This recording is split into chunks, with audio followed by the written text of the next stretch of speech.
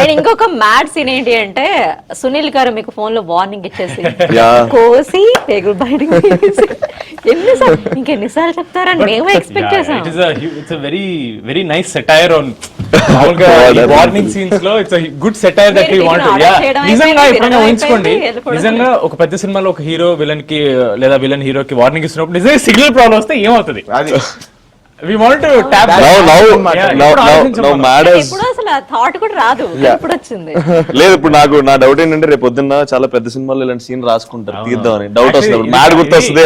Actually Kalyan గారు Arvind సమేతలో warnings ఉంటుంది, తారకాన్ని ఇస్తారు.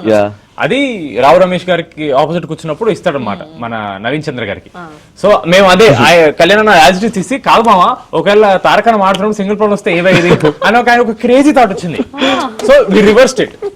అప్పటికప్పుడు ఇంప్లిమెంట్ చేసిన సీన్ ఆయనకు వచ్చిన thought he shared with us and we laughed instantly. అరే ఏదో క్రేజ్ ఉంది బ్రో, చేద్దాం బ్రో అని.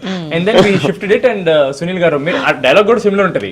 ఇప్పుడు మీ వెనకాల పడేది మ్యాక్స్, మిమ్మల్ని వెంటాడేది మ్యాక్స్, అక్కడ యాజ్ తీసుకున్నాం. అలా అంత సీరియస్ సిచ్యువేషన్ లో సిగ్నల్ లేకపోతే ఎవరు ఏం చేస్తారు? వార్నింగ్ అయినా సరే సిగ్నల్ రాకపోతే ఏం చేస్తాం మనం?